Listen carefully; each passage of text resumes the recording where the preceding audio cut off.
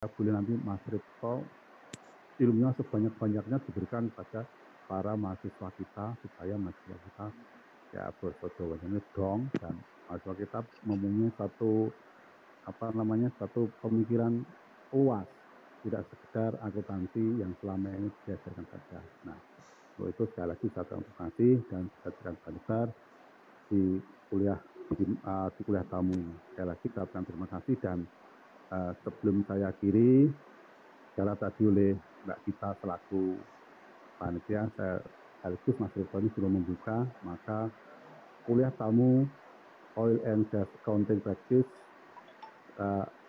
Upstream Sektor Indonesia dengan membaca Bismillahirrahmanirrahim, saya mintakan dibuka. Saya kira itu aja. Kami saya kira itu aja. Terima kasih. Akhirul kalam. Wassalamualaikum warahmatullahi wabarakatuh. Waalaikumsalam warahmatullahi wabarakatuh. Ini jangan busan-busan Mas Ripto, nanti kalau misalnya kita diundang sebagai narasumber terus di Mas Ripto, nanti jangan busan Mas Ripto ini. Oke, terima kasih. Monggo Bu Gita. Lanjut.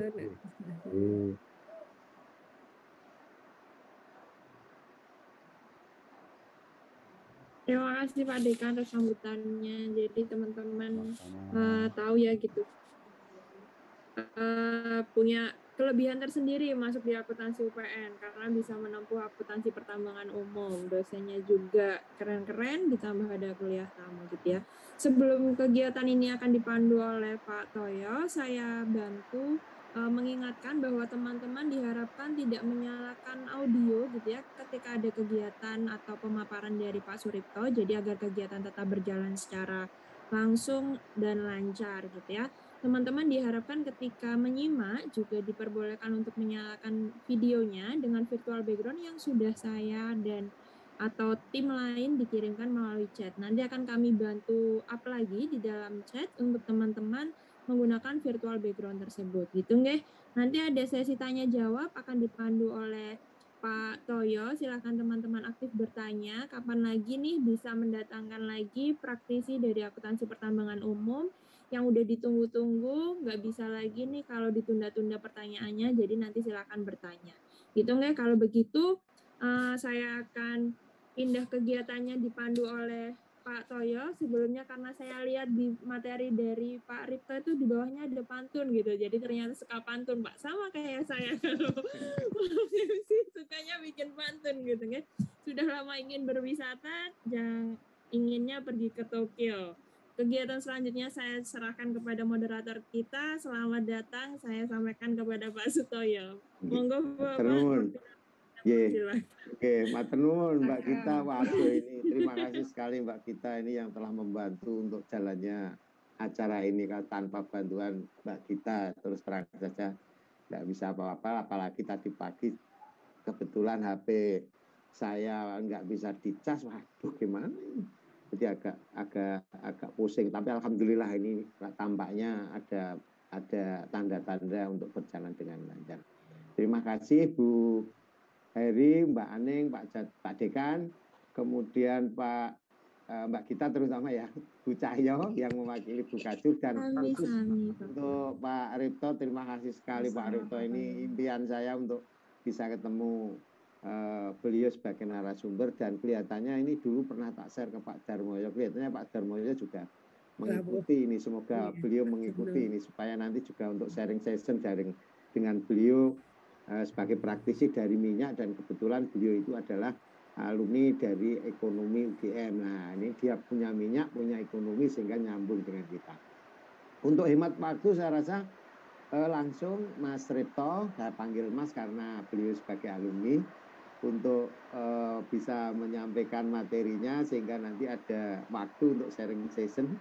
Saya tidak akan banyak ngomong, nanti tidak malah salah nanti, supaya Mas Ripto ini bisa efektif, efisien untuk menyampaikan. Silahkan Mas Ripto, waktunya nanti kira-kira ya kita menyesuaikan aja. Monggo Mas Ripto.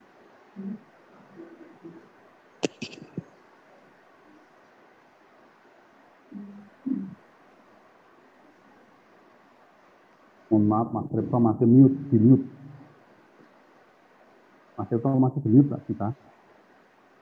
Nah, udah. Ampun.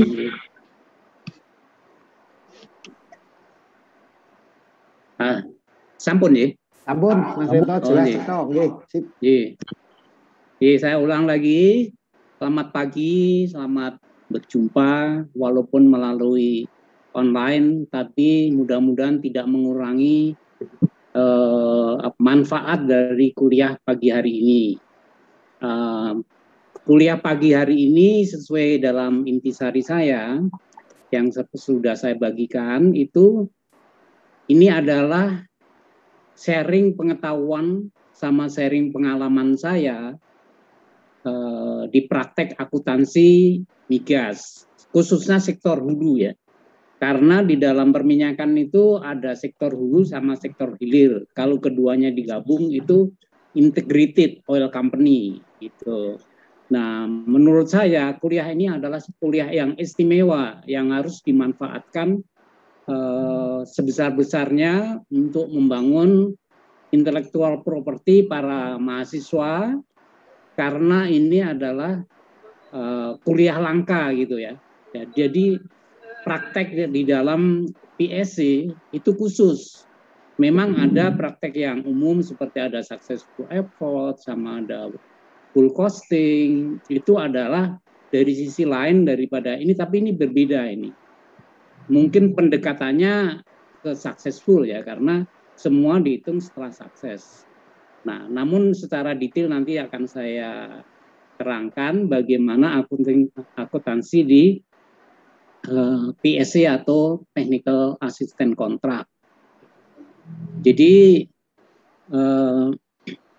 kuliah ini tolong dimanfaatkan sebaik-baiknya supaya kesempatan ini adalah merupakan kesempatan emas bagi adik-adik untuk memperbesar ini. Nah, kuliah ini pun saya akan tambahkan tidak hanya yang threshold kompetensi. Jadi threshold itu adalah apa itu istilahnya otak kiri ya. Otak kiri itu ke threshold ini, kompetensinya itu adalah yang mengenai hafalan, mengenai hitung-hitungan, mengenai apa gitu. Nah, saya akan bimbing bahwa adik-adik punya distinguish kompetensi. Distinguish kompetensi itu adalah kompetensi yang berbeda dengan orang lain.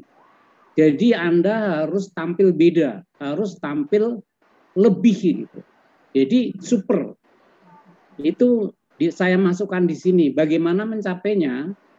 Mari kita nanti belajar dengan memakai brain hole.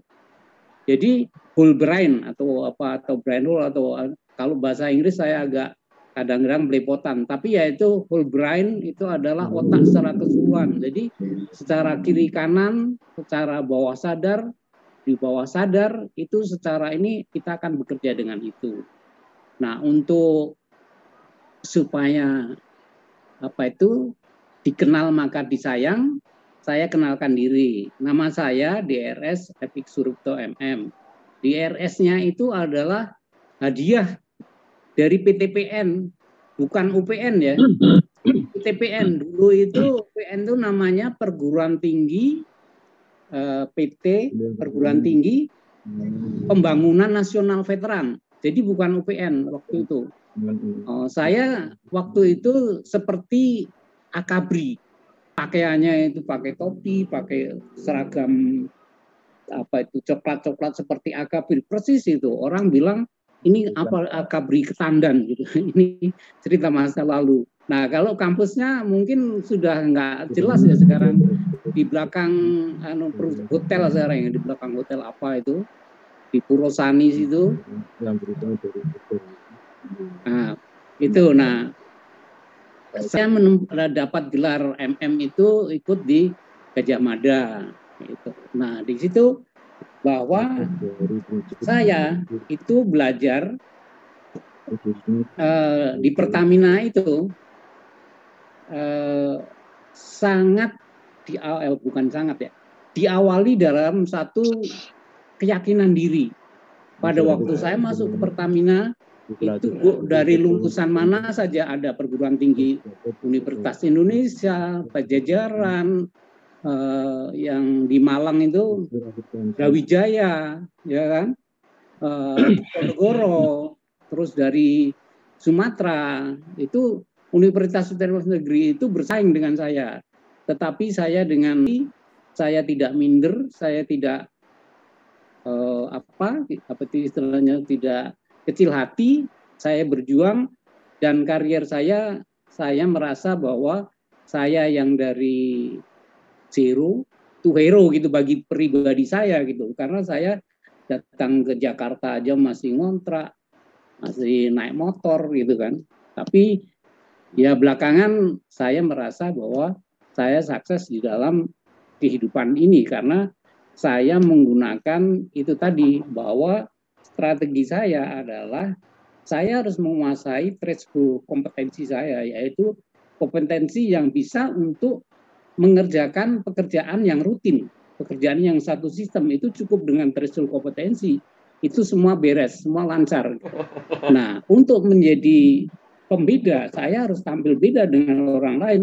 Saya belajar mengenai distinguish kompetensi, yaitu saya dengan belajar speed reading, saya belajar kalau speed reading itu dengan photo reading juga hampir sama ya. Terus neuro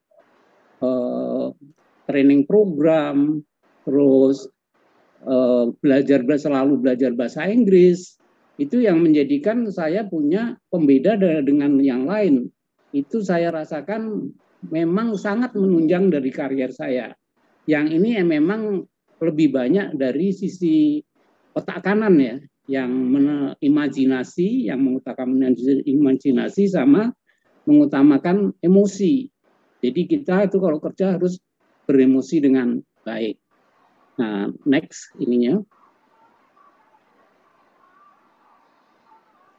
Nah, ini 3 elemen saya sukses. Apa itu? Saya punya mindset. Saya punya time management.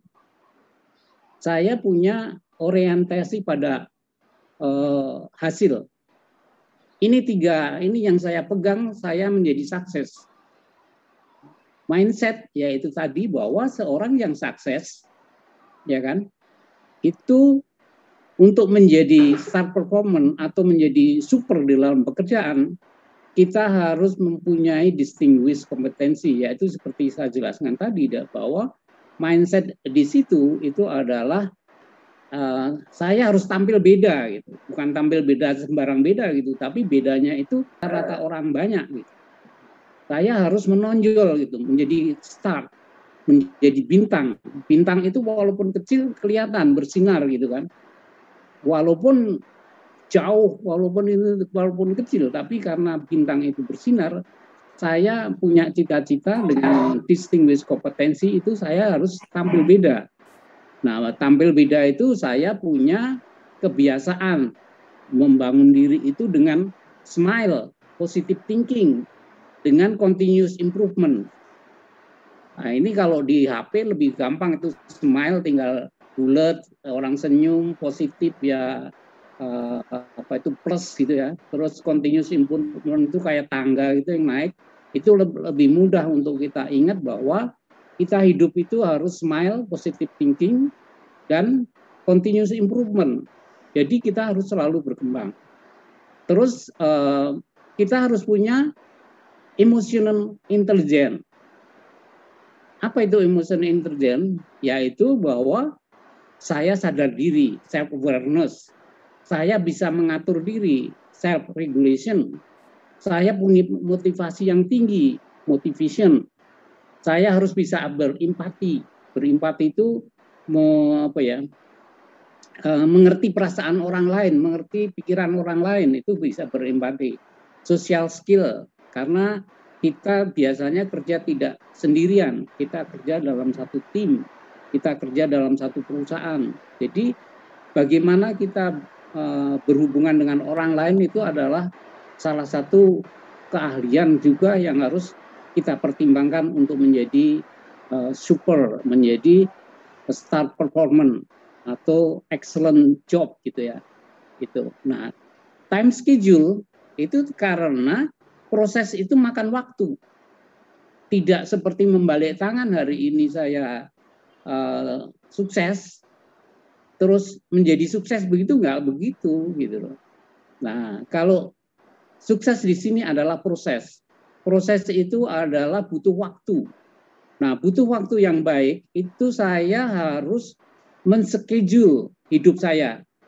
Jadi time management itu bagaimana saya itu pagi harus berkegiatan, kapan saya belajar, kapan saya bermain hobi saya, apa itu harus harus terschedule dengan baik, karena yang terschedule itu akan menciptakan karakter saya itu ini yaitu rajin olahraga, rajin belajar, rajin supel di dalam pergaulan, itu harus menjadi kebiasaan diri yang dibangun tiap hari dengan itu tadi, membuat schedule kehidupan saya. Terus yang ketiga adalah result oriented. Result oriented itu yaitu saya harus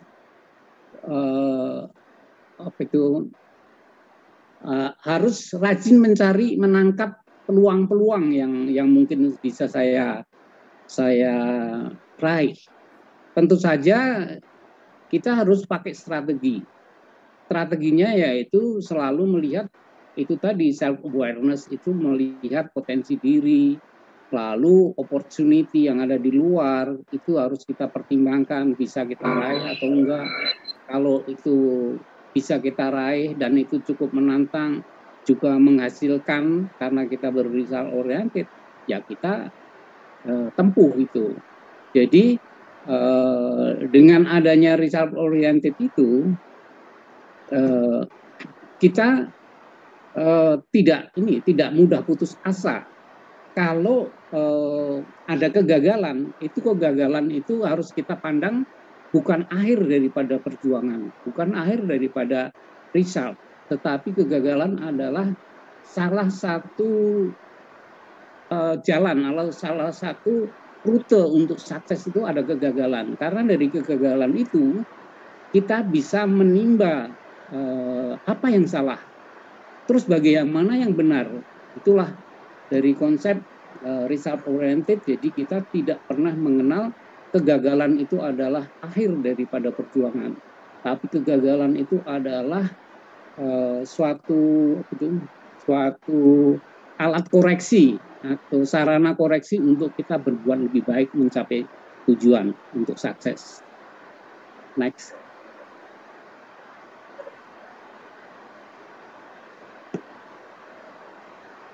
Nah, ini seperti saya terangkan tadi, saya percaya bahwa saya belajar dan bekerja dengan whole brain.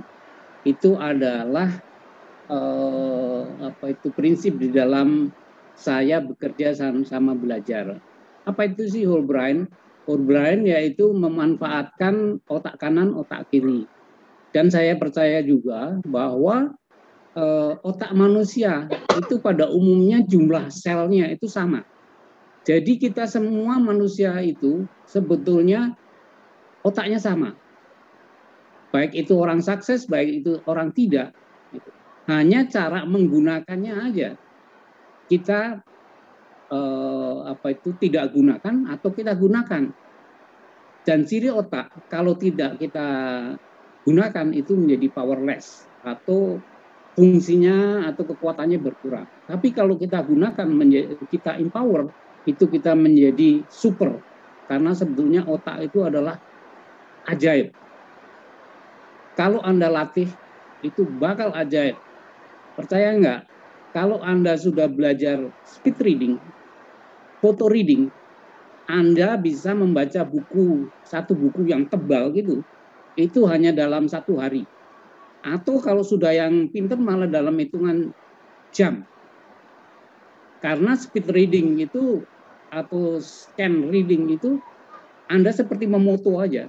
Anda yakin otak Anda menyimpan. Gitu. Kalau saya pribadi itu biasanya saya mau mind map itu di dalam konten buku itu saya mind map gitu. Jadi saya terapkan di otak saya bahwa ini loh alur yang akan ditulis oleh buku ini. ini gitu. Sehingga dengan itu katakan kalau mau ujian besok itu dalam 1 hari atau dalam berapa jam itu saya sudah bisa menguasai paling enggak 80% saya udah percaya diri bahwa saya sudah membaca, padahal hanya dengan photo reading. Cepet gitu kayak scan. Nah, di situ itu saya percaya bahwa otak kita itu mengandung atau menyimpan potensi untuk threshold kompetensi sama distinguished kompetensi. Yang threshold kompetensi ini didominasi oleh korteks, neokorteks atau otak kiri ya, otak kiri. Karena kalau yang ada emosi, imajinasi atau apa itu didominasi di dalam distinguished kompetensi. Jadi kalau Anda berbeda dengan orang lain, itu tergantung motivasi Anda, tergantung variasi Anda berimajinasi, gitu kan. Jadi di dalam otak kita ada 2 sektor kanan kiri, itu kita bisa kembangkan, yaitu dalam kuliah ini saya tekankan bahwa ada threshold kompetensi, yaitu kompetensi dasar aja yang Anda akan pasti lancar mengerjakan kerjaan yang ada, karena di dalam itu sudah di dalam pekerjaan itu sudah disusun dalam satu sistem, suatu aturan, sehingga Anda baca dari itu. Tetapi distinguish untuk berbeda, katakan otak itu senang dengan warna. Orang lain yang dulu menyajikan laporan itu hanya dengan biasa gitu, hitam putih gitu ya. Tapi karena Anda punya ngerti bahwa warna itu kesukaan otak, gitu kan, Anda membuat suatu laporan yang berbeda dengan warna. Syukur di dalam laporan itu juga ada iringan musik gitu, sambil melihat laporan ada sayup-sayup musik gitu ya. Itu juga merupakan satu jenis otak kiri, otak kanan. Jadi kedua otak itu harus kita manfaatkan supaya kita menjadi orang yang berbeda dengan orang lain. Next.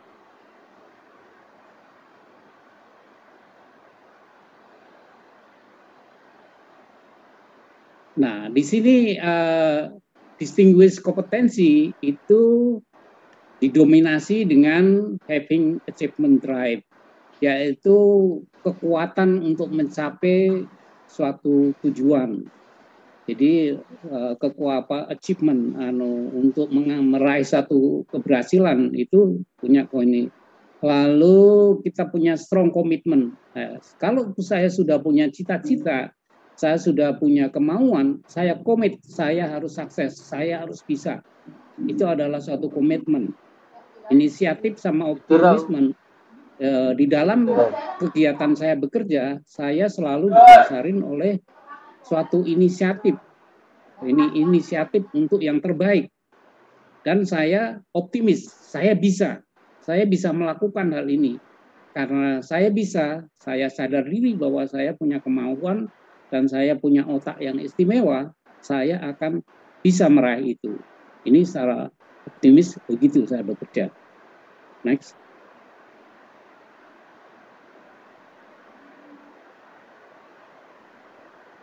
Nah, ini hanya suatu catatan bahwa untuk melatih technical skill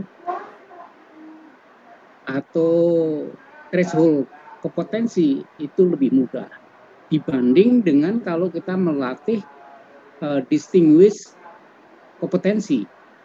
Karena di dalam distinguished kompetensi lebih banyak kepada personal ya, lebih banyak ke pribadi gitu, sehingga siapa punya culture diri, siapa punya latar belakang diri, punya pendidikan ya, latar belakang pendidikan, punya sesuatu yang dia punyai itu mempengaruhi emosinya.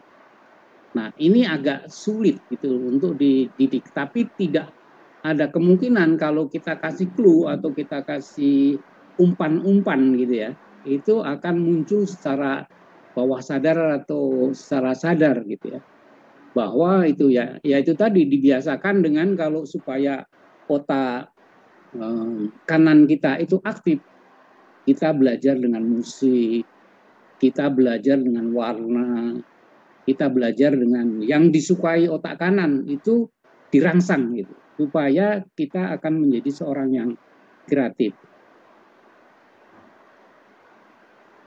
Nah, ini materi kuliah ini pada dasarnya untuk meningkatkan intellectual property para mahasiswa ya, atau cognitive skill. Plusnya yaitu tadi saya tambahkan bahwa di sini kuliah ini untuk meningkatkan daya pikir, tapi ditambah yaitu tadi emotional intelligence yang lebih banyak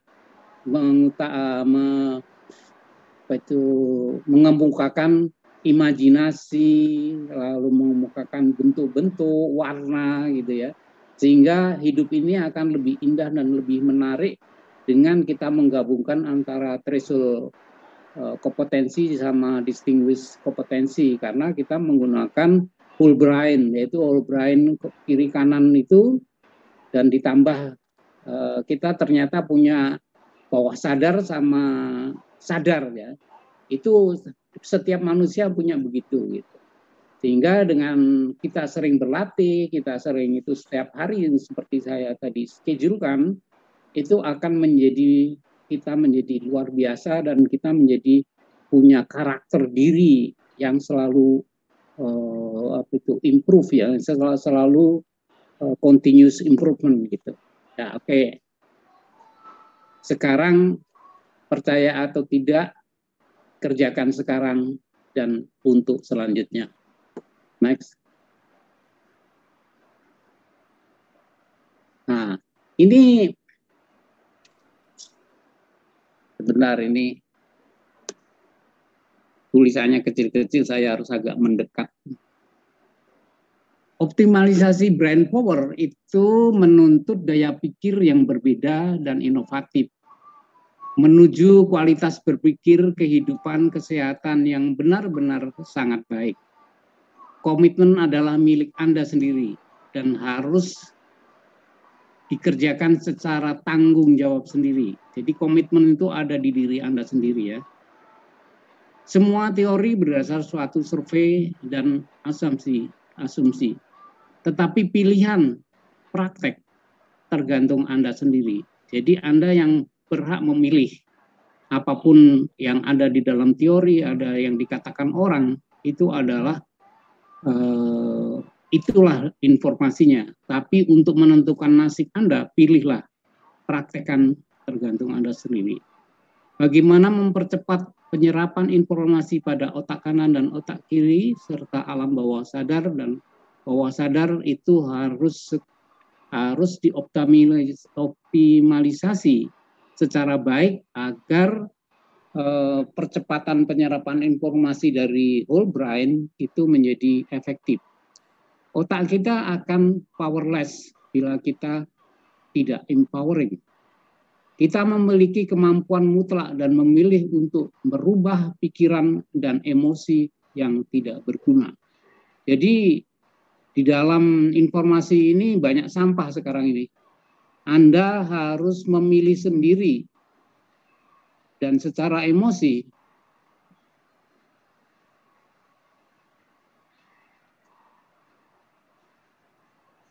Secara emosi, sorry ini ada kesalahan teknik dikit. Kita ulangi yang baris terakhir. Kita memiliki kemampuan mutlak dan memilih untuk mengubah pikiran dan emosi yang tidak berguna. Seperti yang saya jelaskan tadi, di dunia informasi saat ini adalah banyak sekali sampah informasi. Itu Anda pilihlah sendiri supaya Anda tidak bundet pikirannya karena banyaknya sampah. Oke, next.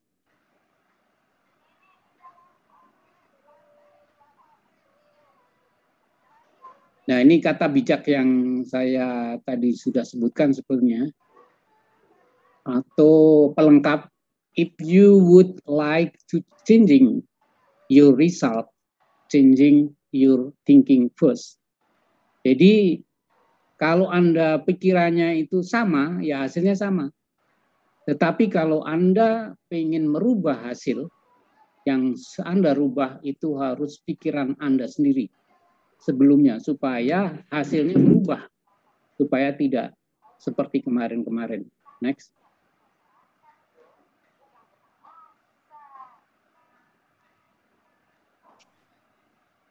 Ini ajakan saya, kalau kita punya kompetensi itu, punya threshold kompetensi, kerja akan lebih mudah.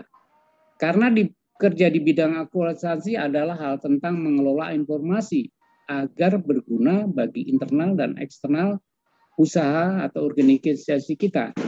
Kerja dalam suatu sistem accounting merupakan kerja yang sangat mudah dan sederhana. Ikuti saja operating manual, accounting manual, reporting manual, semua pasti beres deh. Ya kan? Jadi dengan threshold cukup nih adik-adik untuk melakukan pekerjaan itu dengan mudah. Karena basic yang Anda sudah punya itu mengeterapkan di dalam satu sistem kerja, apalagi sistem yang baik, itu sangat mudah sekali. Dari financial statement yang kita baca atau kita terima dari satu organisasi atau perusahaan, kita bisa tindak lanjuti dengan managerial decision. Managerial decision itu lebih banyak menggunakan report-report itu, operasinya bagaimana, keuangannya bagaimana, ya kan? Nah, dari situ bisa disusun perencanaan usaha. Terus dengan adanya akuntansi yang kita sajukan, itu kita keterbukaan dengan pihak luar yang berkepentingan untuk menilai kinerja perusahaan. Next.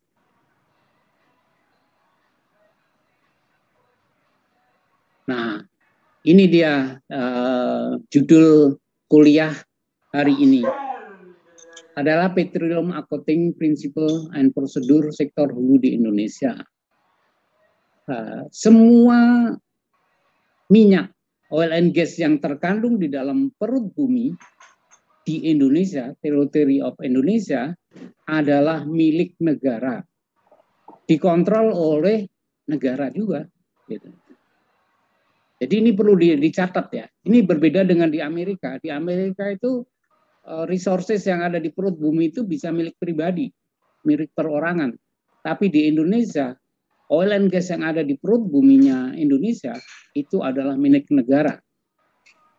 Yang kedua, karena untuk mengeksplor suatu area itu perlu biaya tinggi, perlu teknologi tinggi, perlu risiko tinggi, maka pemerintah mengajak para kontraktor atau para investor untuk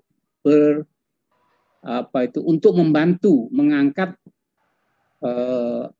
dengan eksplorasi sama mengembangkan potensi resources untuk hasil oil and gas di Indonesia. Next.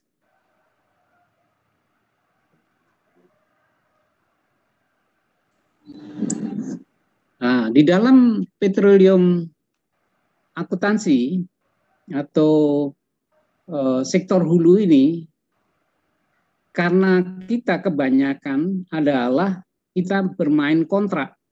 Jadi kita tugaskan pada pihak asing atau mungkin sekarang sudah banyak pihak lokal juga untuk bekerja sama mencari minyak. Nah, di sini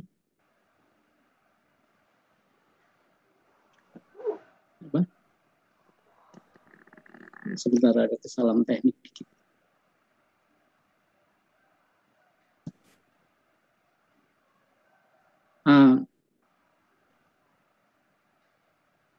Ini mungkin karena saya membacanya agak lama gitu ya. Tapi pada dasarnya, yuk kita dalamin bahwa landasan ininya, landasan hukumnya apa, itu pekerjaan di sektor hulu ini. Lalu kenapa kita mengajak pihak asing, ya kan?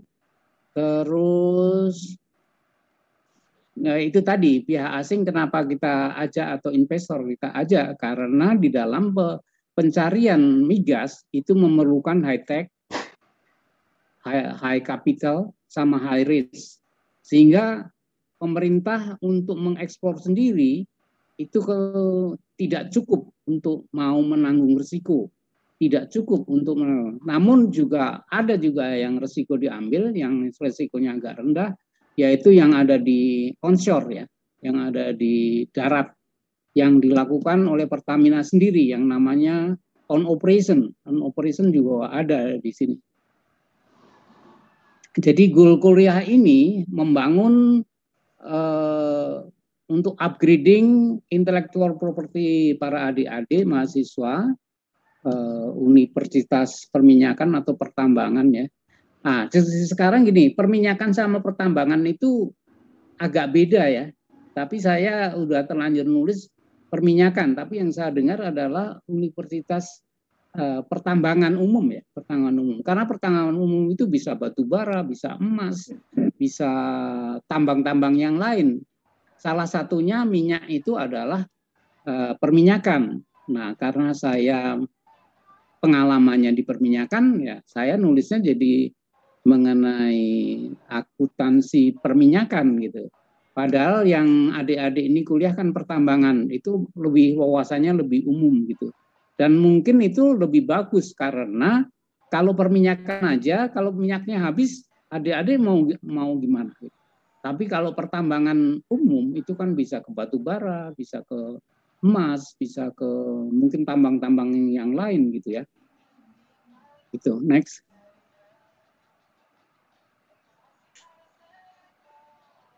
Ini landasan hukumnya Undang-Undang 45 Pasal 33 bahwa resources yang ada di Indonesia atau di perut bumi itu milik Indonesia dan harus digunakan untuk kemakmuran rakyat Indonesia gitu. Ini bisa dibaca, next.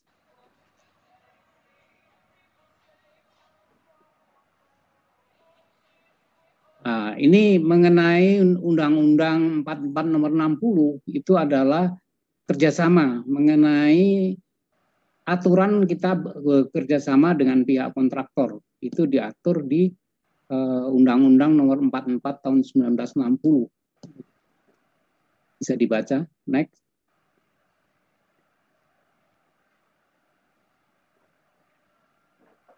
Nah, saya akan jelaskan bahwa operasi migas Pertamina itu merupakan integrated oil company. Apa itu maksudnya integrated oil company?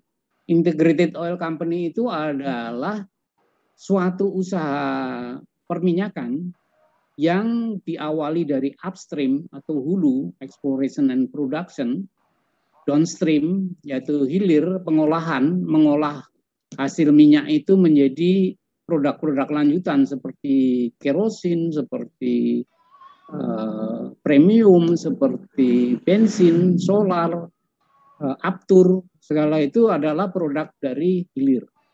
Nah, karena Indonesia adalah negara maritim atau negara yang penuh dengan lautan, transportasinya menjadi perlu karena tidak bisa disalurkan hanya dengan pipa, ya. Harus dengan kapal.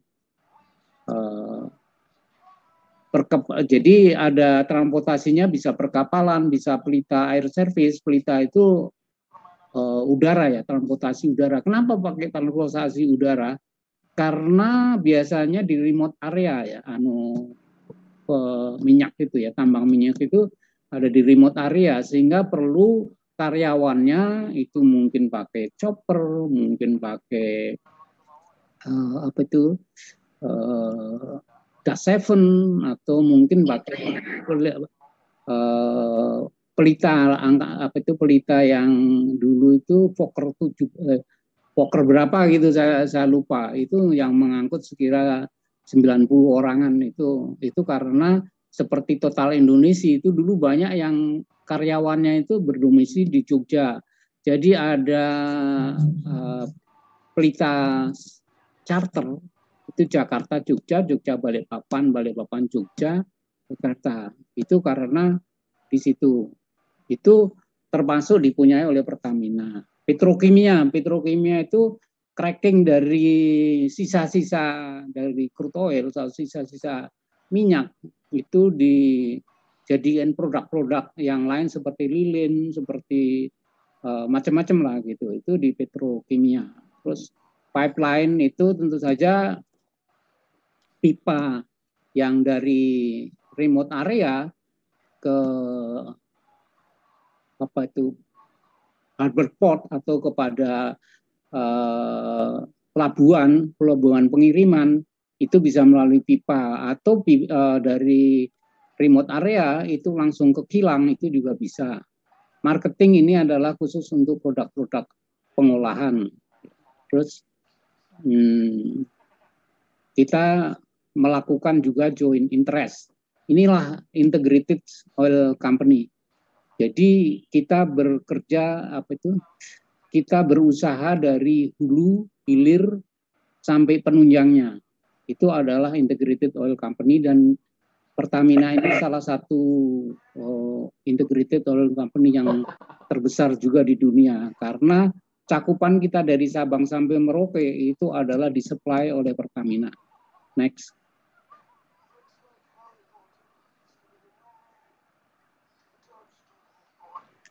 Ya, next.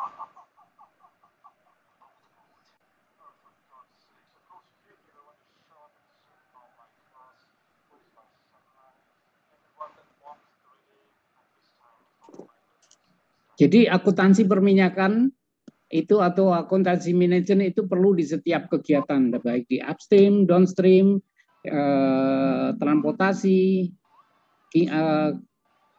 petrokimia dan lain-lainnya itu. Namun yang cukup berbeda adalah akuntansi di dalam upstream, karena di dalam upstream terikat pada kontrak eksibit C. Jadi upstream aja yang ini ikut. Kalau yang lainnya akuntansinya ikut akuntansi Indonesia. Jadi standar Indonesia itu dipakai untuk transportasi yang lain gitu. Next.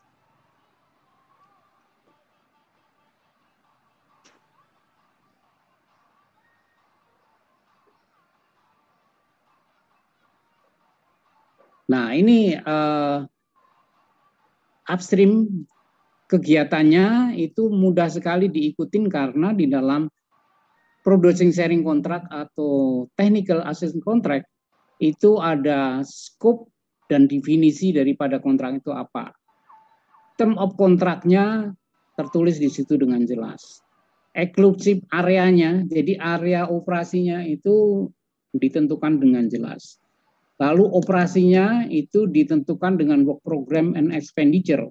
Jadi berapa yang harus programnya kayak apa, biayanya akan muncul berapa, itu dinyatakan di dalam satu kewajiban.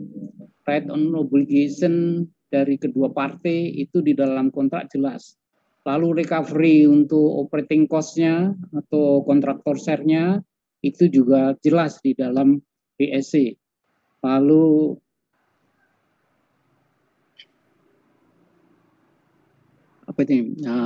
valuation of contractor participation interest itu adalah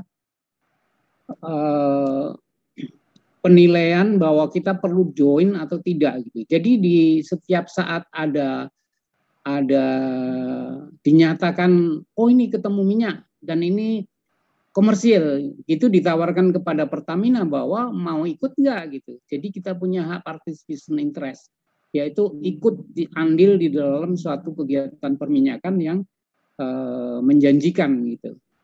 Compensation bonus itu juga pada waktu mereka masuk itu dia akan membayar compensation bonus, yaitu membayar informasi yang ada di dalam ini area itu potensi atau enggak. Kalau areanya itu cukup potensi, ada data-datanya yang agak komplit, itu signature bonusnya menjadi mahal gitu. Terus mengenai paymentnya, yaitu salah satunya payment itu kalau kita lifting ada over under itu bagaimana membayarnya, terus bagaimana membayar yang tadinya uang dibayar mengenai dengan produk segala itu diatur di dalam payment ini.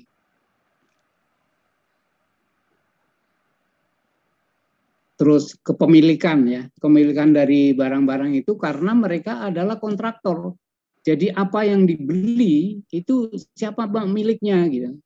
Itu harus jelas itu. Jadi title of equipment, consultation and arbitration itu juga diatur di dalam itu.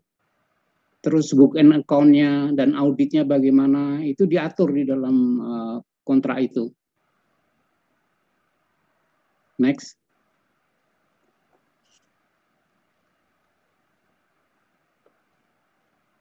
Nah, di dalam lampiran atau di dalam exhibit PSC atau TAC itu ada description on kontrak area. Jadi kontrak area itu dijelaskan batasnya mana, terus disertai dengan map areanya.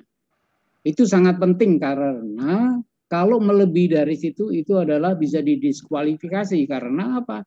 Karena bukan areanya kok diinjak-injak gitu istilahnya gitu. Jadi description daripada kontrak area itu jelas dan diperkuat dengan map. Map areanya itu koordinat berapa, ini berapa, itu jelas sekali gitu. Jadi exhibit A dan B ini menjelaskan tentang area. Lalu exhibit C yaitu mengenai accounting prosedurnya. Mungkin konsentrasi kita akan di accounting prosedurnya. Bagaimana sih PSC sama TAC itu accounting prosedurnya. Terus yang lain mengenai organisasi atau operating agreement-nya. Bagaimana sih persetujuan mengenai mengoperasikan lapangan itu. Itu dimuat di dalam PSC. Lalu organization chart-nya. Bagaimana sih mereka itu punya struktur organisasi. Siapa yang bertanggung jawab, ini itu jelas di dalam organization chart-nya. Next.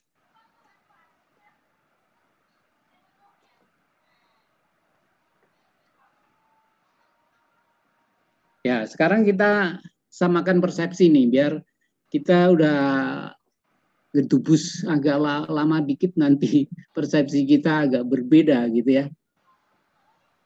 Jadi di dalam kerja akuntansi, saya perlu informasi berapa jumlah dan nilai input sumber daya seperti material, labor, various atau building equipment yang dipergunakan dalam proses produksi dan berapa perolehan atau berapa nilai yang kita dapat daripada penjualan yang mengcover semua input menjadi output dan berapa untungnya. Itu adalah tujuan informasi yang pertama untuk kita ketahui bahwa ada input, ada output, dan kita ada untung karena kita berusaha adalah profit motive. Untuk efisiensi dan efektivitasnya usaha perlu mengolah informasi itu menjadi keputusan yang terbaik. Jadi apa sih manfaatnya akuntansi? Akuntansi yaitu bermanfaat menyajikan informasi dan untuk keputusan manajemen. Informasi akuntansi yang wajar akan membentuk kepercayaan pihak internal dan eksternal untuk suatu nilai dari perusahaan. Akuntansi adalah sebuah sistem ya. Jadi akuntansi itu sebuah sistem. Kalau sebuah sistem itu semua sudah di-set dari input ke output itu sudah merupakan suatu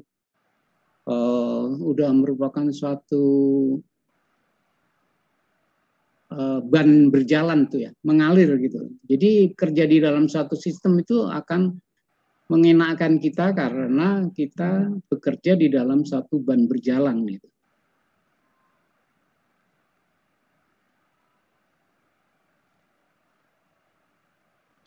Dan di perminyakan, khususnya di perminyakan, itu akuntansi seperti bahasa baru ya. Kenapa saya sebut bahasa baru? Karena di dalam perminyakan itu ada dry hole. Mungkin adik-adik ya, karena adik-adik di kuliah di akuntansi pertambangan, kalau dan pernah membaca yang di perminyakan, dry hole tentu tahu. Christmas tree, ini kok belanja Christmas tree kok mahal banget tuh ini, gitu kan? Rupanya Christmas tree itu adalah kepala sumur kan. Kalau kita nggak ngerti kan Christmas tree, yang kita tahu kalau di bulan Desember ada orang jual Christmas tree kan, itu harganya cuma berapa ribu itu. Kalau ini jutaan US dollar kan bingung kalau kita nggak ngerti gitu. Terus ada take or pay. Apa itu take or pay? Ya kan? Terus ada lagi throughput fee. Throughput fee itu adalah fee yang diterima karena produk itu lewat pipa. Itu jadi itu ada throughput fee. Apa itu kontrak area, crude oil, operating cost, cost recovery, natural gas, itu banyak banget bahasa baru yang kita harus dalami dengan melihat definisi sesungguhnya apa sih itu gitu. Prinsipal yaitu yang saya tahu itu adalah general rule yang kita pakai sebagai guidance ya untuk action. Jadi prinsipal di sini karena prinsipalnya dari akuntansi dulu tadi adalah di guide oleh eksibisi, ya udah kita ngikutin aja apa yang dikatakan atau ditulis di dalam eksibisi, kita ikutin saja kan gitu. Next. Mohon maaf Mas Ripto. Yeah. Nah itu tadi karena mundur 20 menit acara ini juga waktunya masih 20 menit Mas Ripto. Monggo yang penting-penting nanti biar ada sharing. Oh, masih 20 menit ya? Masih karena tadi mundur 20 menit, ini saya mundur 20 menit nggih. Oh, Next.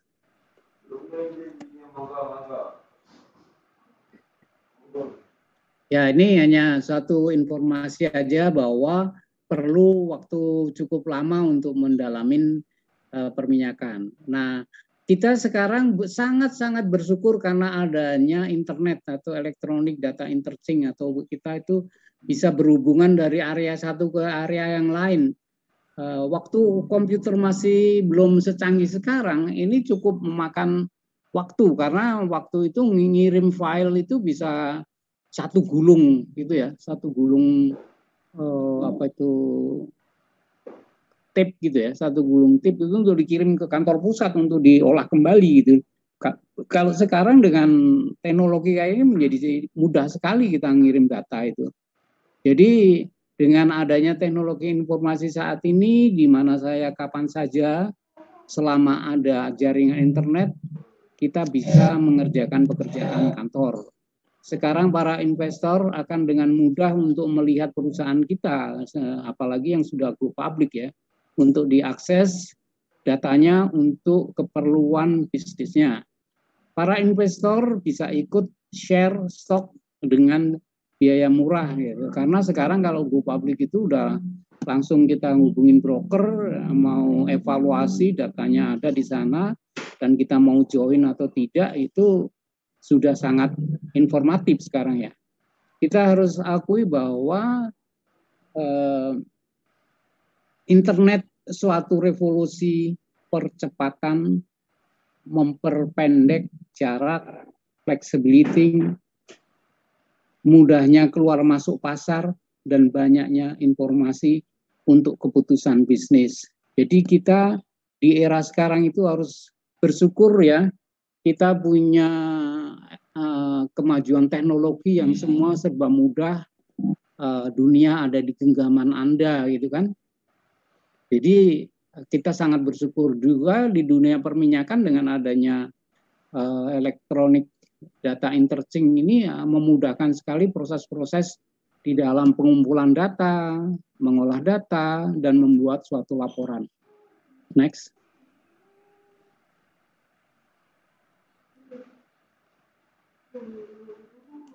Ini tugas Pertamina yang ditugaskan memegang manajemen perusahaan, namun mendelegir ya, lalu didelegir bukan akunnya pada kontraktor, karena Pertamina sudah punya komputer sendiri. Kalau semua store ke ini akan merepotkan Pertamina, makanya. Lalu Pertamina melakukan auditnya itu bisa current audit atau awalnya pre-audit, current audit, post-audit. Itu karena kita delegir pembukuan itu kepada mereka. Next.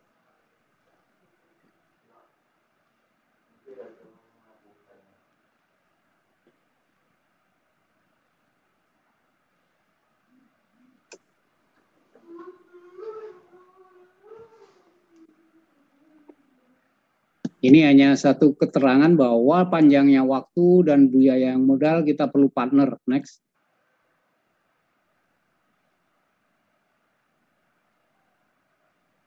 Ini lebih detailnya dari skop dari PSC. Terus bisa dibaca ini. Terus.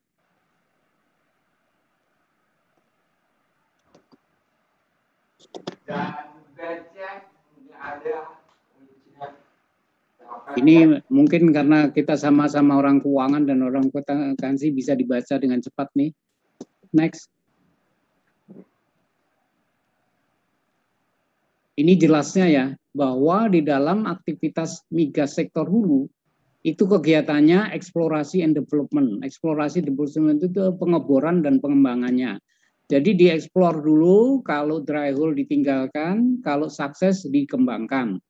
Dikembangkan menjadi apa? Menjadi produksi. Nah, untuk semua, untuk nyatat karyawan, untuk mencatat kegiatan-kegiatan penunjang seperti komputer, seperti macam-macam, itu ada administrasi ya. Administrasi itu salah satunya orang keuangan, orang akuntansi itu ada di bagian administrasi ini.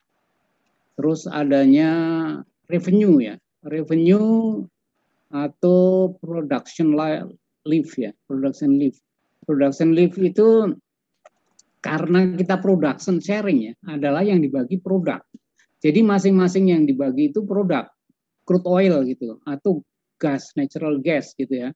Nah setelah itu masing-masing lift, masing-masing mengangkat produknya sendiri gitu. Kecuali kalau ada pipa itu ada joint lifting ya kan. Kalau melalui joint lifting itu nanti hitung-hitungannya mudah ya. Bagaimana dihitung itu tinggal cash settlement gitu ya, dibayar sesuai itu. Tetapi kalau liftingnya masing-masing, itu kan kita melift itu kalau melalui kapal kan nggak bisa sesuai takaran yang sesuai dengan hitungan di atas kertas kan gitu.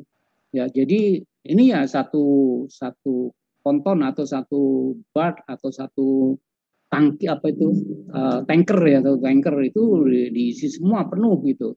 Dan nanti di akhir tahun ada over under lift ini yang akan di cash settlement.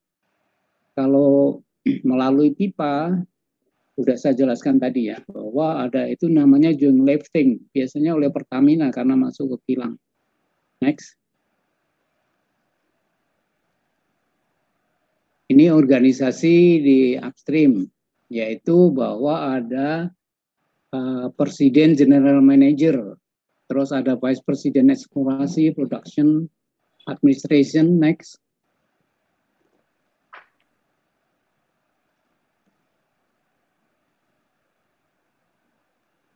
Lanjut. Nah, ini di administrasi. Administrasi itu ada personel, ada finance, ada accounting, ada public relation, ada legal. Ini adalah organisasi di dalam pada umumnya itu ini yang dipakai. Ya, next.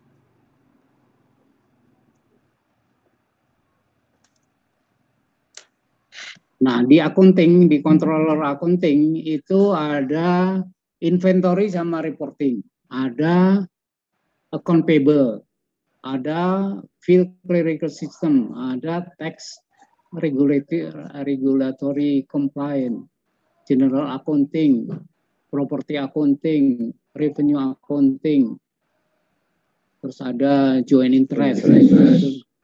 Joint interest itu ya termasuk di PSC itu, kalau di Pertamina dicatatnya di situ. Tetapi kalau ini dicatat di sektor hulu sana, joint interest-nya mungkin seperti kayak impact gitu ya, dia bergabung di total, tetapi yang transaksinya sendiri biasanya inilah sektor yang lainnya. Next.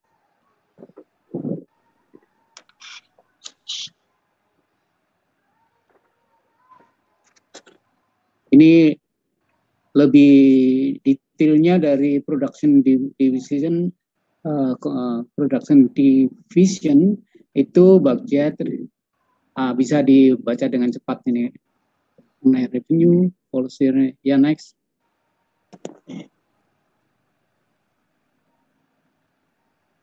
Ini accounting function-nya di Exhibit C. Jadi di Exhibit C itu menjelaskan tentang account and statement-nya. Terus apa itu non-capital cost? Apa itu capital cost? Bagaimana depreciation? Depreciation di sini pada umumnya berbeda. Karena apa? Karena kalau dulu ya, awalnya itu DDP method. DDP itu double declining method gitu ya. Jadi ada percepatan separuh, setengahnya itu didepresiasi dengan cepat. Kenapa ada itu? Karena untuk mengakselerasi pengembalian modal dia gitu. Jadi DDP method. Terus pada perkembangan yang sekarang itu ada berubah, yaitu pertama 50%, terus berapa persen itu tergantung negosiasi. Bagaimana mendepresiasi daripada suatu capital cost, gitu. Overhead allocation. Nah, overhead allocation ini bagi saya cukup mengasihkan ini, karena ini adalah lahan jalan-jalan gitu, audit sambil jalan-jalan gitu, karena meriksa di beberapa negara. Dan karena overhead allocation ini, saya menjadi orang yang hampir bisa keliling dunia, bahwa dunia itu bulat.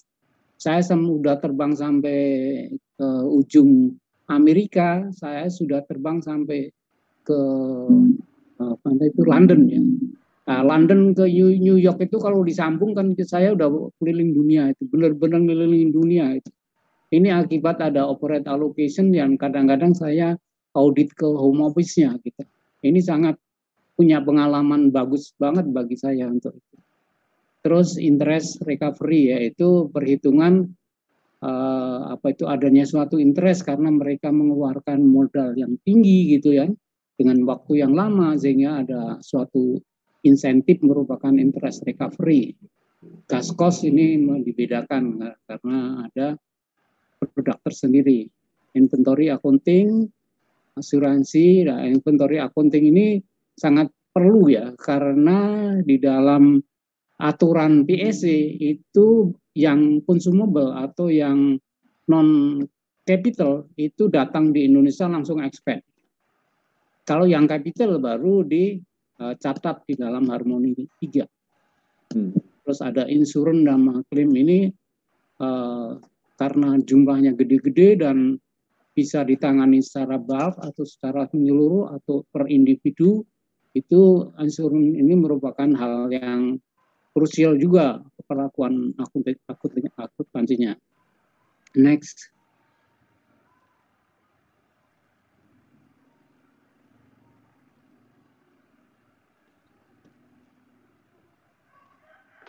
Ini hanya detail daripada inventory accounting exhibit C. Next.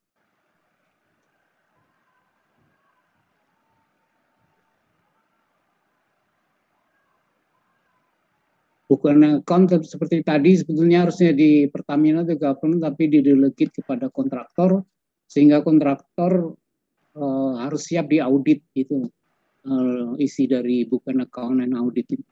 Next.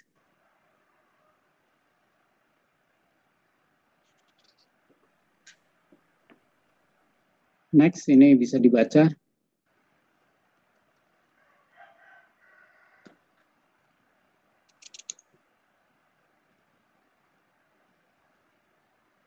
Nah, ini corporate tax-nya ada 2 generasi. Yang old itu 56% itu untuk Indonesia.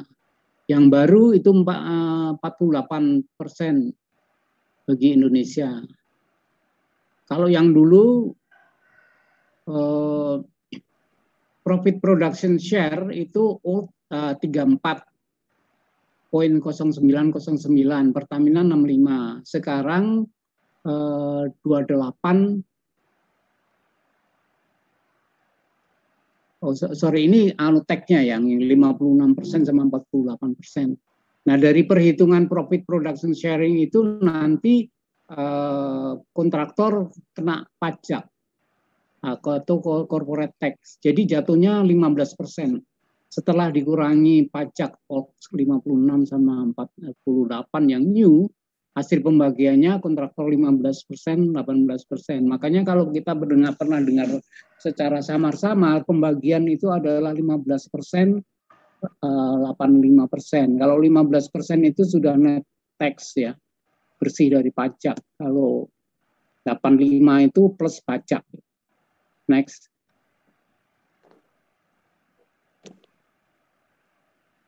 Ini saya ambil contoh ini yang nulis bukan orang Indonesia, malah ini yang nulis dari Derman itu orang Amerika yang pada waktu saya ikut kursus oil and gas atau petroleum accounting di Dallas, itu dia nulis contoh ini malah. Jadi dia menulis contohnya produksi 10 barel, price-nya segitu, terus exploration cost-nya 6, operating cost-nya 13, capital cost-nya atau 70 yang nanti depreciate. Next.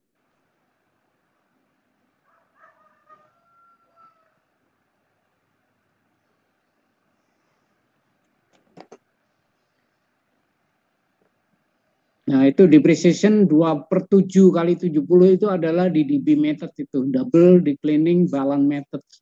Jadi 2 kali setengahnya. Jadi nilai 70 itu kalau straight line kan katakan umurnya 7 gitu kan 10 per ini. Ini menjadi 20 karena ada DDB method. Terus investment credit seperti saya jelaskan tadi bahwa punya 20% dari nilai investasi yaitu 70. Itu ada cost recovery-nya menjadi 53. Nanti kalau ada yang bingung boleh tanya di sini. Tapi ini boleh dilewatin dulu. Yuk. Lanjut.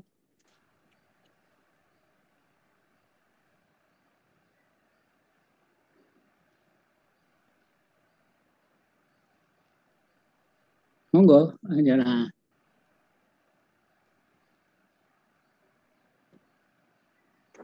Nah, di sini waktu menghitung entitlement memang ada belum. Hah? Kembali ke yang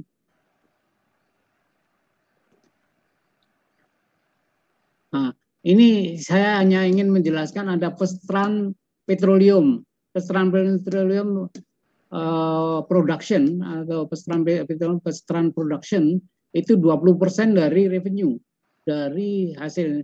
Kenapa ada ini? Karena tingginya cost recovery mencapai 90%, itu kan menjadi 10% yang harus dibagi. Pemerintah Indonesia tidak kurang pinter gitu ya. Pemerintah Indonesia pinter, jadi 20% menjadi pestran dulu, bagi dulu gitu. 20%, 40 gitu kan. 40 itu harus dibagi dulu, nggak ngitung cost recovery. Cost recovery-nya hanya dihitung dari 160 gitu. Jadi kalau 200 cost recovery-nya adalah 53, itu kan available cost recovery-nya cuma ada 160. Jadi profit oil-nya yang harus dibagi hanya 107.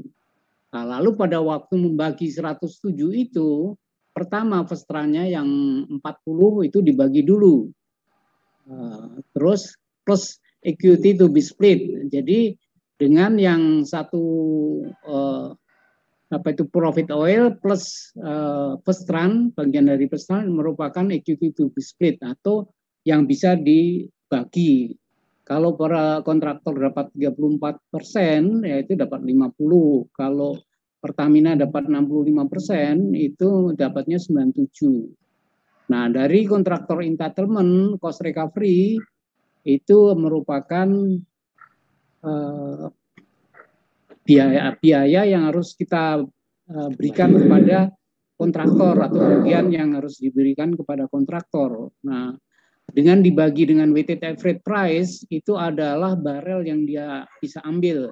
Karena kita production sharing yang menjadi basic adalah barelnya itu yang boleh diangkat gitu. Ini ada plus DMOV. DMOV itu adalah domestic market obligation. Jadi para kontraktor itu diwajibkan untuk menyetor kepada refinery berupa domestic market obligation. Jadi untuk kewajiban pasar dalam negeri itu ada ini. Nah, fee-nya itu tergantung. Kalau new price atau 5 tahun DMO pertama itu full price. Kalau full price nggak ada efeknya pada Indonesia. Tetapi kalau sudah 5 tahun ke atas itu pakai fee. Nah, itu ada bedanya itu. Jadi DMO di store 1 barel kita bayarnya hanya fee, mungkin berapa gitu, tidak seperti full price. Kalau full price harga sekarang berapa itu DMO yang di store ya kita bayar full. Kalau dengan fee itu hanya dengan persentase berapa gitu atau dengan sesuai kontrak itu ada. Next.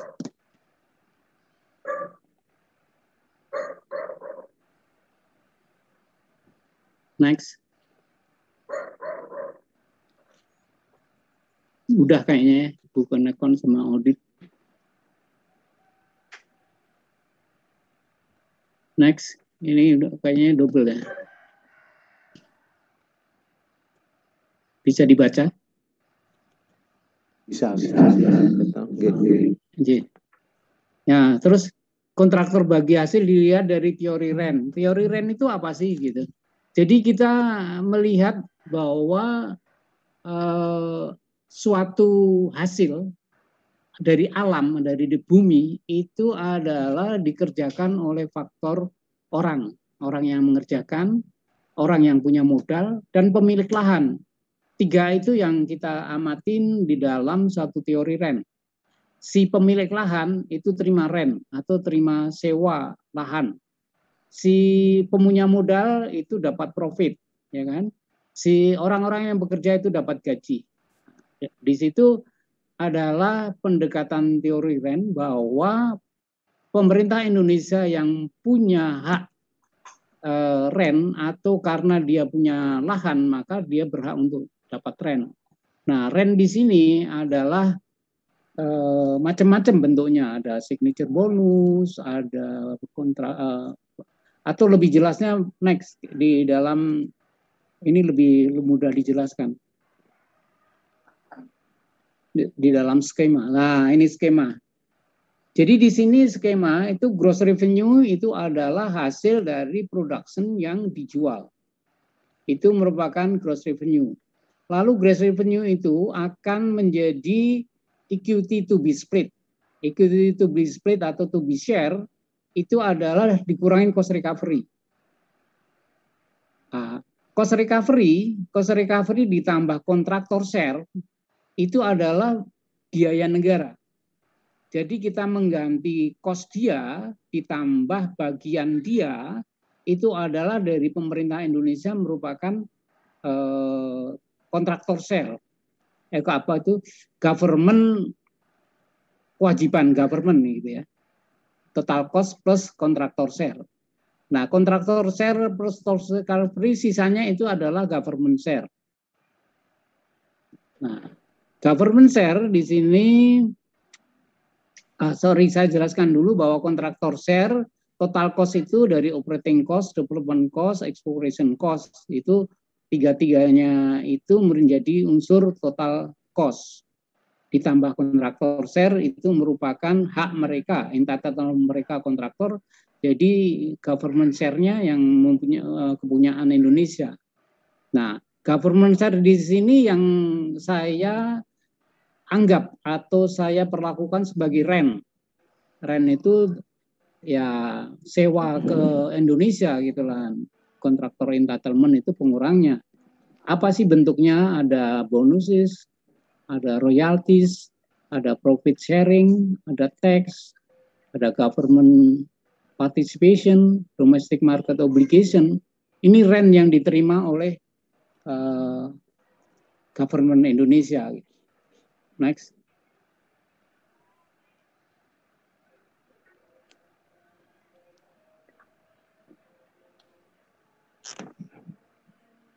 Jadi di sini boleh disimpulkan cost recovery itu adalah penggantian biaya-biaya operasi yang sesuai dengan PSCTAC. Kontraktor share adalah bagian kontraktor sesuai kontrak. Cost recovery dan kontraktor share merupakan pengorbanan biaya atau biaya mendapatkan migas oleh pemerintah. Terus boleh dilanjut. Ini hanya ada tambahan kalau ada windfall profit sama jatuhnya harga. Windfall profit itu biasanya merupakan suatu apa itu? Windfall profit ini adalah suatu harga yang tiba-tiba melonjak tinggi sekali itu dan merupakan keuntungan tersendiri. Nah, dengan keuntungan sendiri ini tentu saja diuntungkan bagi kontraktor karena mendapatkan barrel yang didapat dari share itu dijualnya harganya tinggi, maka diatur sendiri. Tapi sebaliknya kalau jatuh harganya menjadi crude oil menjadi rendah sekali, mereka perlu insentif untuk mengkontrol kerugian mereka. Next.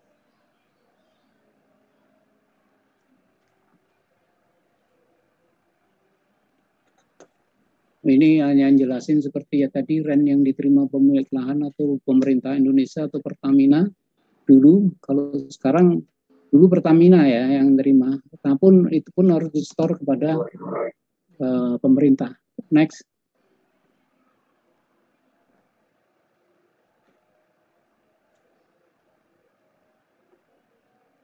Ini kayaknya udah diterangkan tadi ya bahwa di dalam Exhibit C itu ada definisi, ada artikel 2 itu adalah, jadi ada 3 artikel ya di dalam Exhibit C itu bisa dibaca.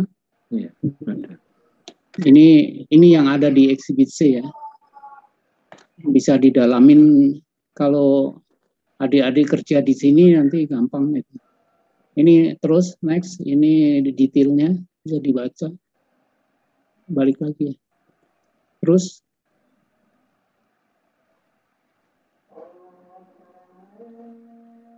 Terus ini saya sadur dari kontrak aslinya, jadi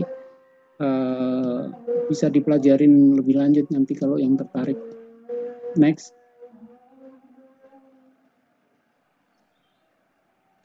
Terus ini capital cost, yang apa itu capital cost? Terus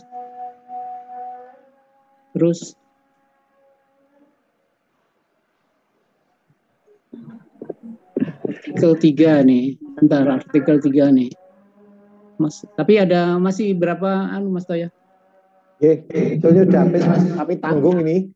Saya Iman, tapi nggak apa-apa, tinggal ini, monggo Mas Rektor.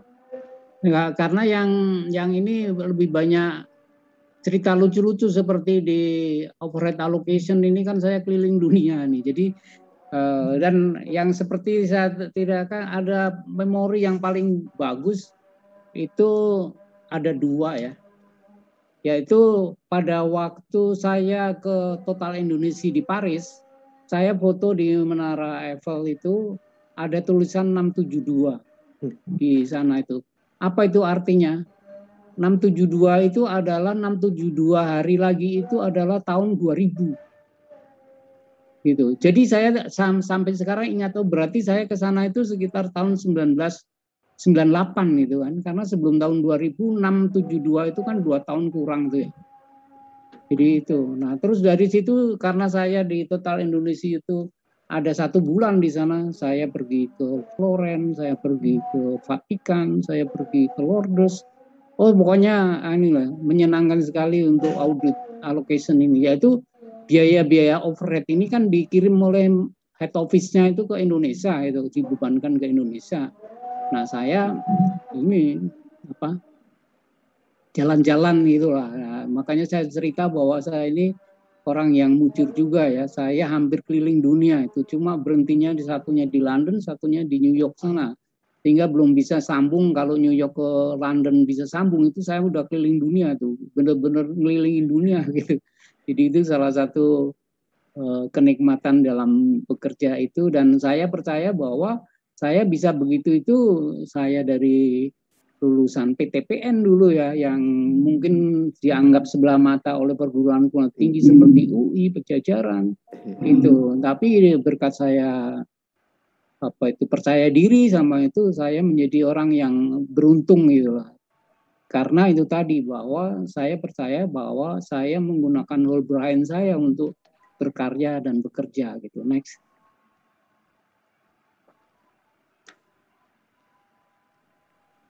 Nah, ini ringkasan kuliah sini. Jadi kegiatan sektor hulu adalah bagian pencarian dan produksi migas yang hasilnya bisa diberlakukan secara independen atau terpisah, atau bisa diintegrasikan dengan integrated oil company-nya gitu.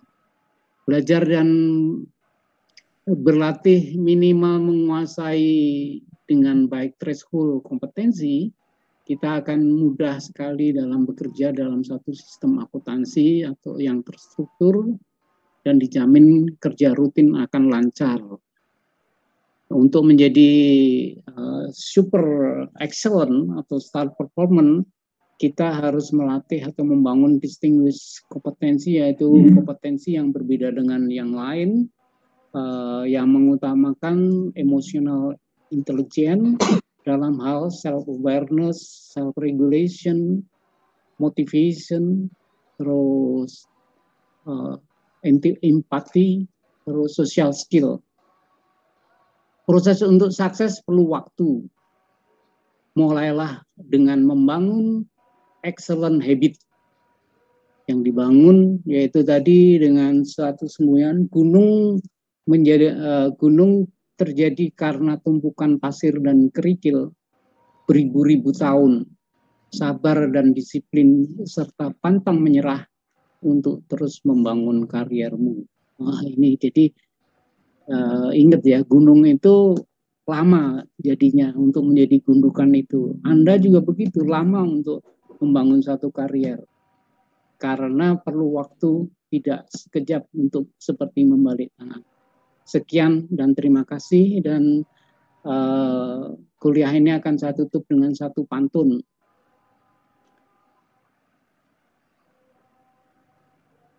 Next.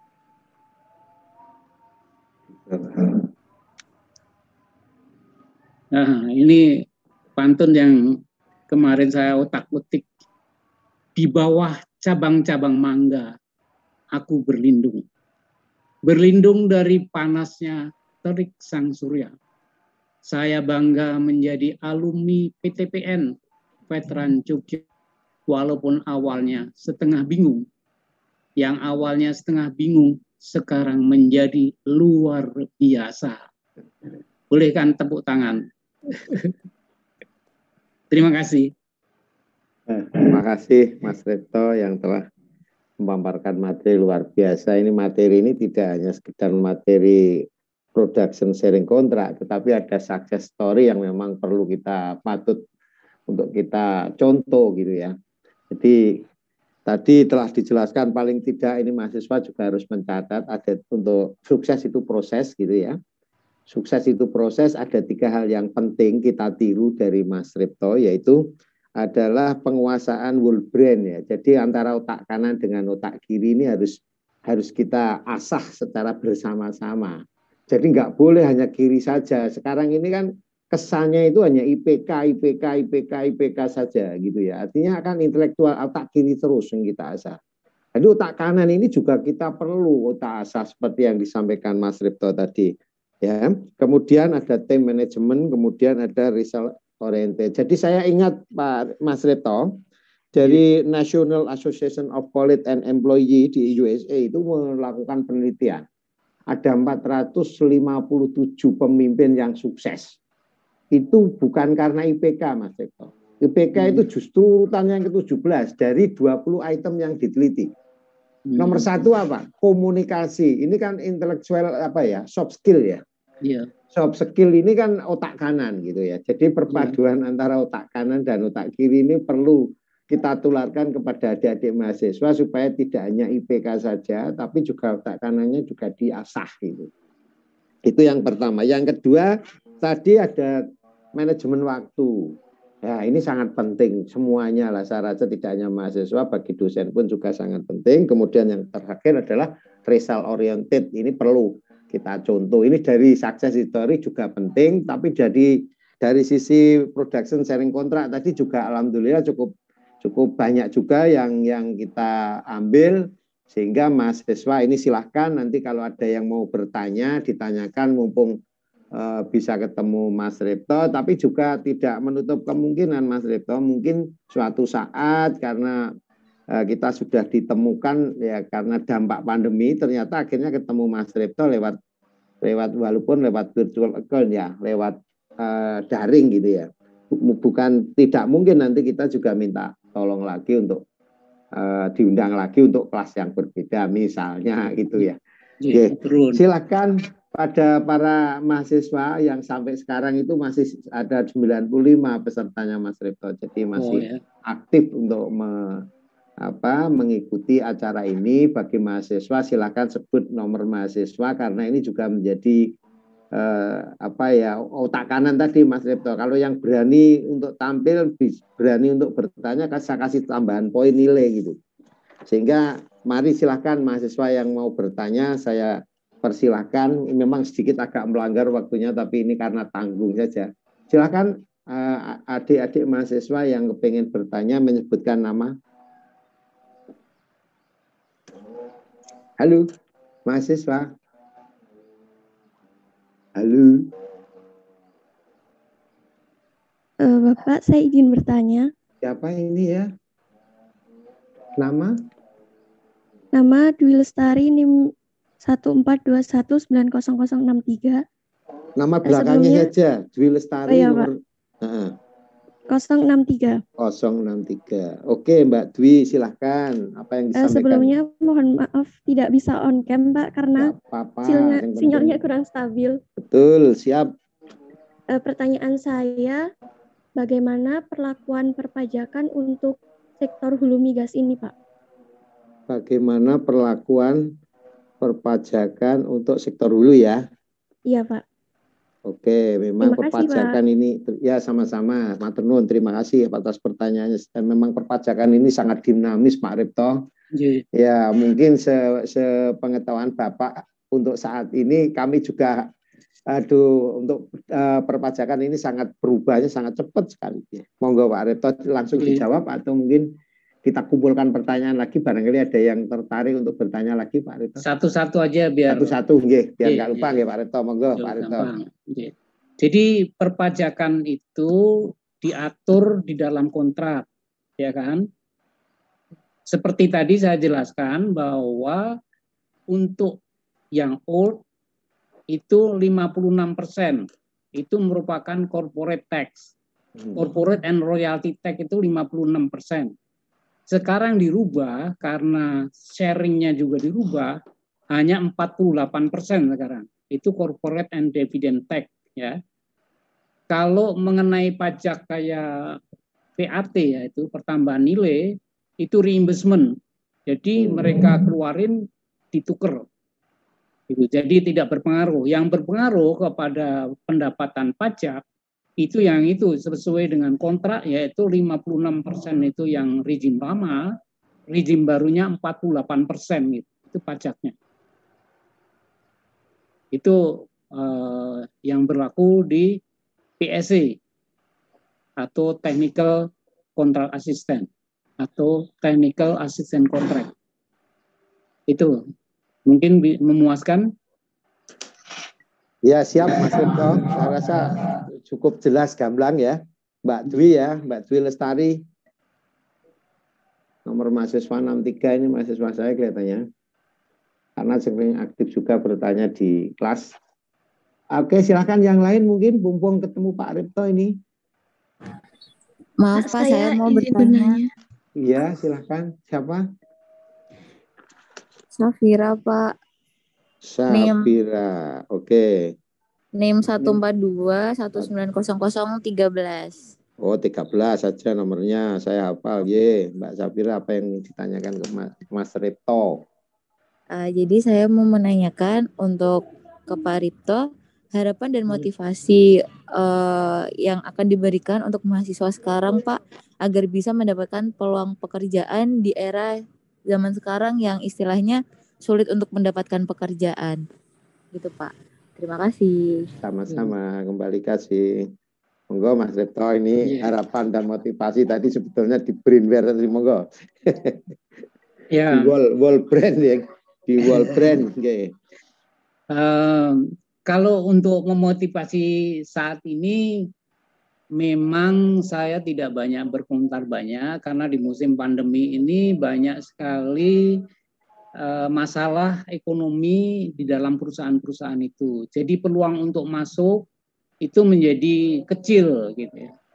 Tetapi saran saya untuk itu yaitu para mahasiswa yang waktunya hilang menunggu itu tetap belajar di otak kanan menurut saya. Kursuslah bahasa Inggris, kursuslah reading speed gitu loh. Kursusnya yang untuk mengisi waktu ini, dan saya sarankan harus punya habit baca. Habit baca itu perlu sekali. Jadi otak Anda selalu di-empower. Pada waktu nanti pandemi sudah selesai, kesempatan terbuka, Anda pada waktunya menangkap peluang itu. Jadi pada waktu Anda dites, pada umumnya tes awal itu adalah akademik, tes akademik atau yang threshold kompetensis. Itu tes awal. Tetapi pada waktu wawancara, Anda akan nampak kalau Anda itu berbeda karena Anda punya kompetensi yang lain, yaitu distinguish bahwa Anda berbeda nih. Cara analisanya, cara komunikasinya, karena seperti Pak Sutoyo tadi bilang, ternyata komunikasi nomor satu yang menjadi orang berhasil. Jadi kalau Anda itu nanti pada waktu wawancara kerja, komunikasi Anda menunjukkan kualitas Anda, saya jamin Anda mesti sukses di dalam mencari pekerjaan. Tapi memang sekarang perlu waktu, karena sekarang ini sedang pandemi, di mana-mana ekonomi sulit, itu jarang sekali orang buka lowongan kerja. Gitu. Nah, namun saya sarankan lagi bahwa di pertambangan minyak itu kan trennya datar gitu ya. Jadi kesempatan kerjanya mungkin Anda bisa saja membidik ke konsultannya, ya kan? Karena konsultan-konsultan perminyakan pertambangan itu akan menjadi suatu kesempatan tersendiri gitu.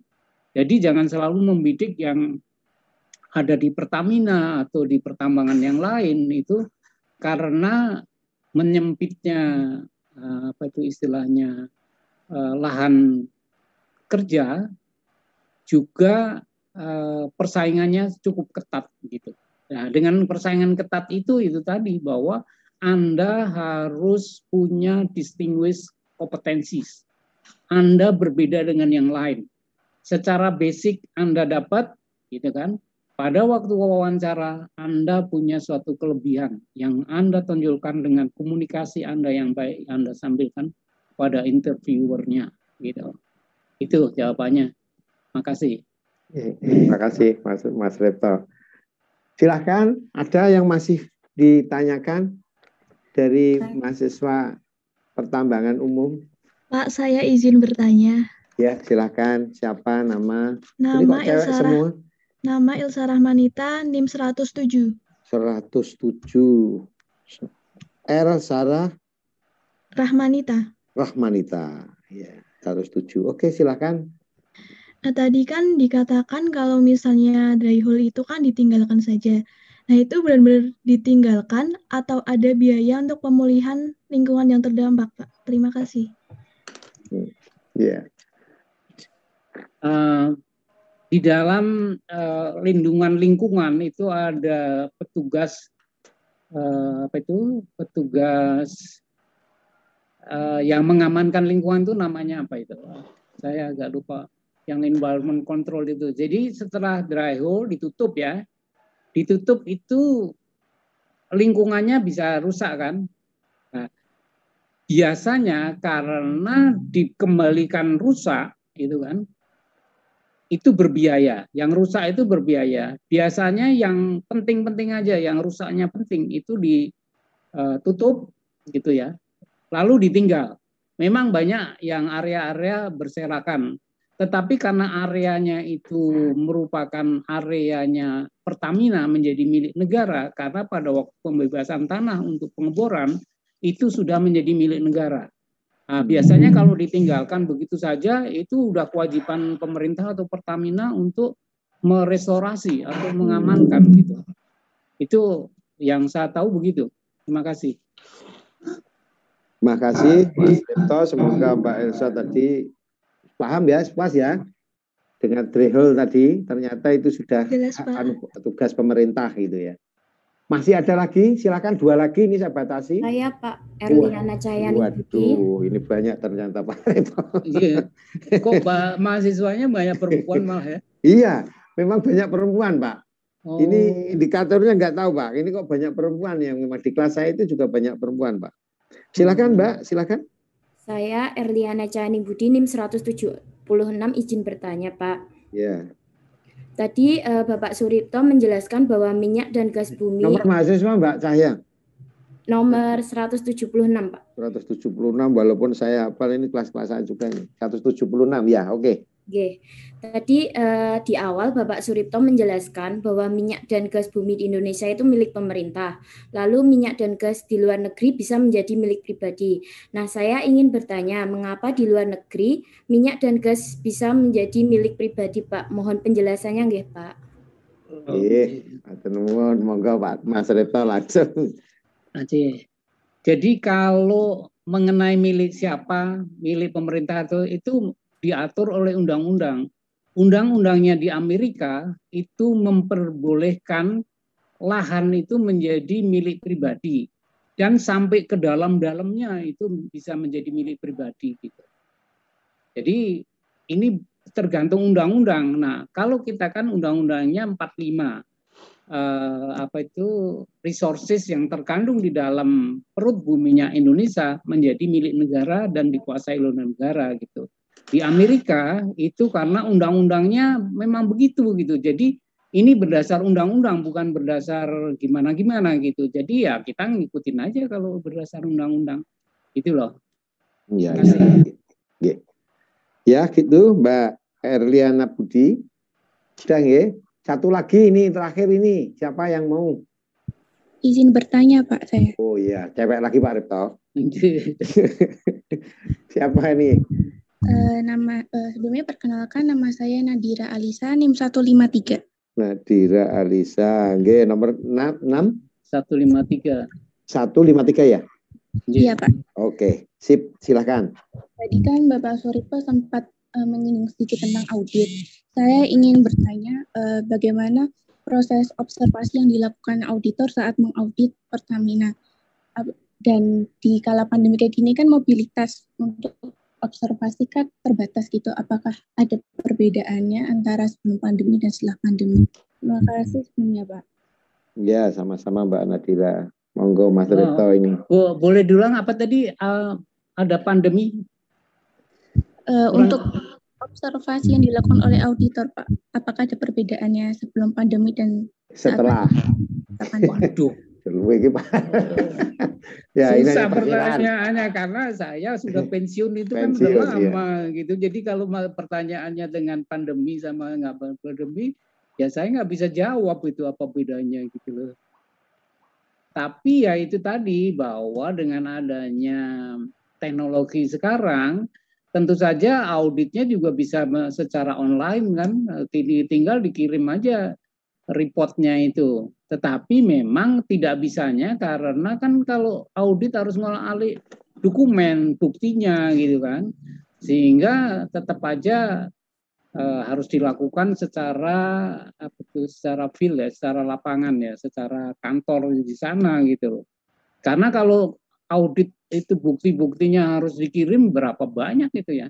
Kecuali memang sekarang sudah ada dokumen itu udah menjadi kayak PDF atau menjadi apa gitu ya, flash disk, sehingga meriksanya dari flash disk itu gitu. Nah, sekarang perkembangan teknologi ini sebetulnya memungkinkan saja apa pandemi atau tidak itu audit bisa dilakukan, itu yaitu tadi tergantung pemanfaatan teknologi yang ada sekarang gitu. Itu kira-kira. Makasih. Makasih para mahasiswa yang telah bertanya, karena ini sebetulnya sudah melanggar Mas Ripto waktunya, tapi karena saking semangatnya mahasiswa juga antusias, sampai sekarang masih 95 yang masih tetap bertahan, kan artinya memang betul-betul dia semangat untuk mencari menambah tambahan ilmu dari praktisi dari Mas Ripto gitu. Saya tidak akan menyimpulkan, yang jelas ada beberapa hal yang penting kita tiru dari kesuksesan Mas Ripto tadi itu ya. Jadi mengoptimalkan Wallace Brain, yaitu jadi jangan hanya nanti iri, otak itu kan ada kanan kiri, tapi hanya kanan kiri saja yang diasah terus ya, kanannya iri sebetulnya.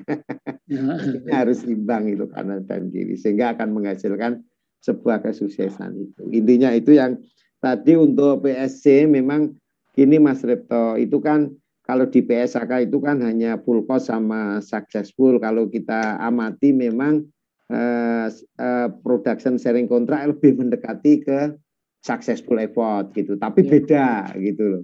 Nah ini kan sekarang sudah mulai gamblang, nanti bisa dibaca dari tulisan-tulisan Mas Ripto tadi. Memang untuk minyak kemungkinan karena non renewable ya, sebetulnya akuntansi pertambangan kita tambahi migas itu karena memang saat ini migas itu juga banyak proyek-proyek, banyak butuh tenaga kerja dari akuntansi, sehingga kami memang nambah tambangan plus migas Mas Ripto. Oh gitu. Itu. Jadi kalau pertambangan itu akuntansinya sangat sederhana Mas Ripto. Karena hanya pengelupasan tanah. Tidak terlalu ini gitu, menantang gitu, sehingga memang kita tambahi pertambangan umum plus migas itu deh. Umum itu artinya termasuk migas itu.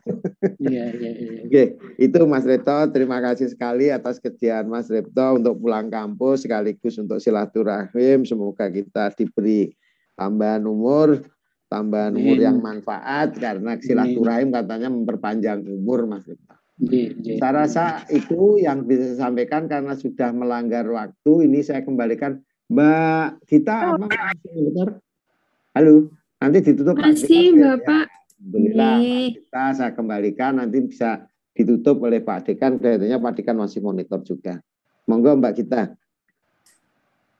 Oke, terima kasih Pak Toyo dan Pak Suripto atas materinya, informasinya banyak sekali ya teman-teman. Dari awalnya yang cuma mau belajar tentang akuntansi pertambangan umumnya sampai tahu perpajakannya, tahu auditnya gitu enggak gitu.